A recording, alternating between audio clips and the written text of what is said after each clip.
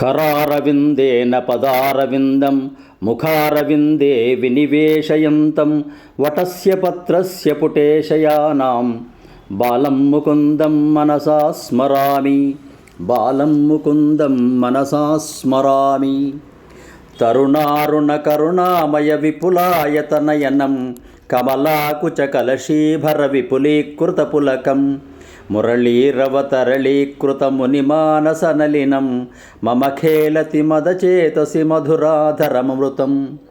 ఇలాంటి అమృత గుళికల లాంటి శ్లోకాలు లీలాశుక ప్రణీతమైన నవరీతం శ్రీకృష్ణ కర్ణామృతంలో దాదాపుగా 300 పైచిలకు శ్లోకాలున్నాయి. అలాంటి శ్లోకాలను మీ ముందుకు వీలైనప్పుడల్లా కొన్ని తీసుకొని రావడానికే నా ఈ చిన్ని ప్రయత్నం. శ్రీకృష్ణ కర్ణామృత రచయిత కవి లీలాశుకుడు. ఇతనికి బిల్వమంగళుడని పేరు. ఇతడు 11వ శతాబ్దికి చెందినవాడని చారిత్రకుల అభిప్రాయం. ఇతడు చింతామణి అను వేశ్యను మోహించి మోహపరవశుడై ఆరాధిస్తున్న సమయమున ఆమె తనపై గల ప్రేమను కృష్ణునిపైకి మరలించిందని ఒక రసోత్తరమైన కథ ప్రచారంలో ఉంది.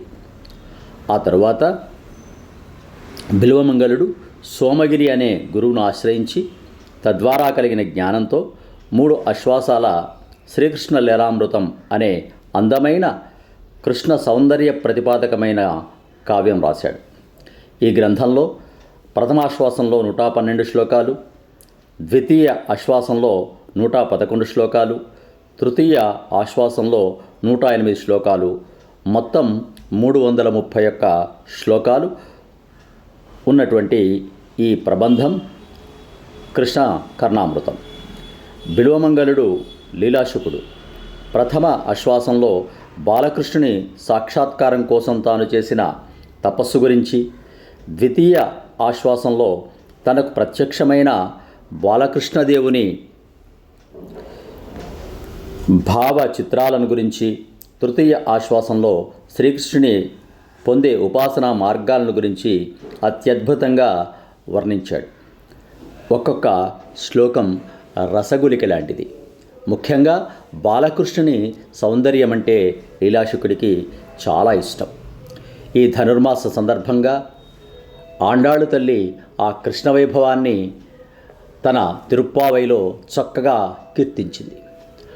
ఆ సందర్భంగా లీలాశుకుల వారి ఈ కృష్ణకర్ణామృతంలో ఉన్నటువంటి ఈ 331 శ్లోకాల్లో వీలైనప్పుడల్లా కొన్ని శ్లోకాలను, శ్లోకము, కొన్ని అర్థాలు, దాని భావాన్ని మీ ముందుకు తీసుకురావాలన్నదే నా ప్రయత్నం.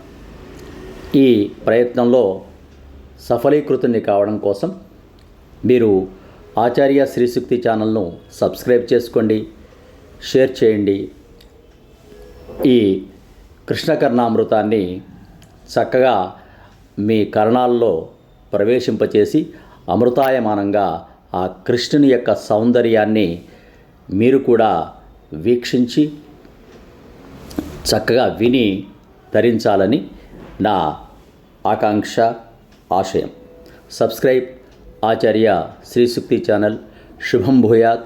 సమస్త సన్మంగళాని భవంతు. స్వస్తి.